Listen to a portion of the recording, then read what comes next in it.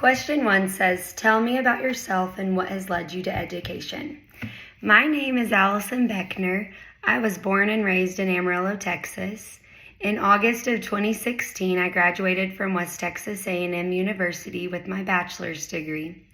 A best friend of mine from college talked me into moving to Dalhart to begin my teaching career with her. I taught 4th grade reading language arts in Dalhart for 2 years.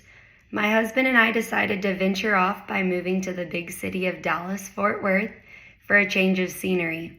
His brother and my sister both lived there, so we were drawn to the new adventure. I taught 3rd grade reading language arts for 1 year in Denton ISD. Shortly after moving to the area, we found out we were expecting our first child. Knowing we wanted to plant roots in Amarillo, we moved back home. I took my first self-contained teaching job in Amarillo ISD. I taught 3rd grade at Eastridge Elementary for 2 years. After commuting an hour a day to and from school, I decided to move to Canyon ISD. I have now completed 2 years at Sundown Lane, teaching 2nd grade. I was drawn to education at a young age because I was a struggling student. I was diagnosed with dyslexia in 4th grade, so naturally I had to overcome multiple obstacles throughout my time as a student.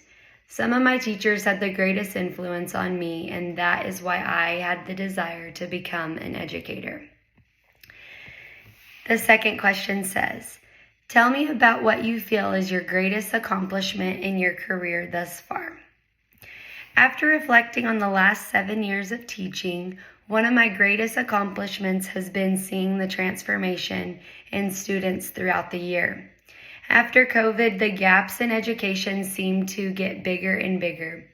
Only 35% of my students in my homeroom were on reading level at the beginning of August. Instead of being defeated by that low percentage, I turned it into motivation. With the help and dedication from members of my PLC, I am proud to say that 84% of my students ended the year on or above grade level. Question number 3.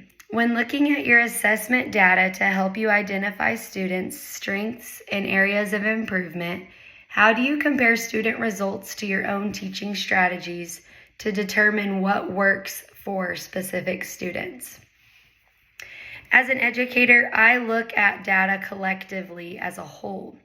I do multiple forms of assessment so I can constantly reflect on students' strengths and weaknesses.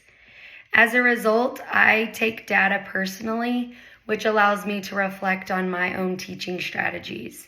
I know that if I only have a handful of students make certain mistakes, I can quickly form a small group to reteach or give students more guided practice. If I have more than half of my students making errors, I would collaborate with my PLC to learn how I can reteach and give students a different approach to learning. I would continue to try different strategies to plan for future lessons. Question number 4, what is your favorite book? My favorite books to read are children's books. But if I had to choose one of my favorite adult books, it would be The Coffee Bean. I know that life is always full of unpredictable events, and I love how that book taught me to be more aware of my attitude, since that is the one thing I can control no matter how tough a situation can be.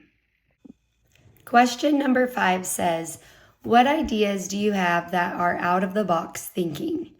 As educators, I feel as if we are always thinking outside of the box, and what worked last year does not always work from year to year. I have a broad and open mindset. I feel like the best way to reach my students is by relating to them. I figure out what brings my students joy, and then I incorporate it into my teaching style. For example, the year before last, I had a classroom with 14 boys on my roster. Luckily, I was a tomboy growing up, so I would teach through my flag and tackle football experiences. When teaching writing, I would model my narrative stories that involved me playing sports. The math problems I would create became relevant to my students because I would include their names in the story, with them buying toys that were the new fad for that particular year.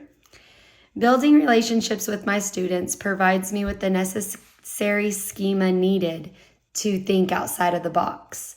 Taking the time to learn about my students is how I capture the majority of my students' engagement when I am planning for future lessons.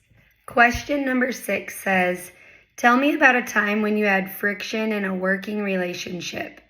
What steps did you take to overcome the problem? I have worked on 6 different teams out of my 7 years of teaching. I would say the most challenging part about being on a team is having the diverse personalities. My first year at Eastridge, I was on a team with 7 ladies, and 2 of them were first-year teachers. Our team leader had gotten pregnant that year and was the most negative person to be around. Knowing our team had 2 brand new teachers, I finally stepped up to have a one-on-one conversation with the team leader. It took me a while to finally do it because I was new to the school, but having taught on 3 different teams previously, I knew it was for the best interest of our team. She was resistant to change at first, but whenever I put her words in my mouth, she was able to see where I was coming from. We were able to have a mutual understanding because I was able to express the concern for our new teachers. Because of my open communication, we were able to overcome the negativity. Question number 7 says, tell me a little bit about your leadership style and what makes you want to be an administrator. Due to moving around districts every 1 to 2 years, I have not been given the official title as a team leader, but if anything, I feel like I have led by example to be a learner on my PLC. I have the desire to have a servant leadership style. I am always one to volunteer when tasks need to be delegated so that no one has to do it all. I have always been aware of my strengths and speak up whenever I feel confident to do so.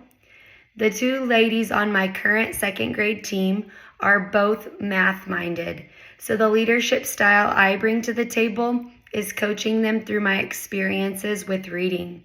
I offer to co-teach with their students in my room so they can see how I teach reading language arts. I help them internalize our lessons weekly and build exemplars alongside them so they can successfully execute their lesson. I am also aware of my areas needing improvement so I can fill my weaknesses with other people's strengths. It is my desire to be a lifelong learner because I will never reach perfection even whenever I retire.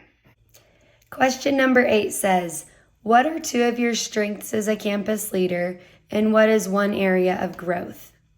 One of my strengths is the ability to connect and build relationships with people.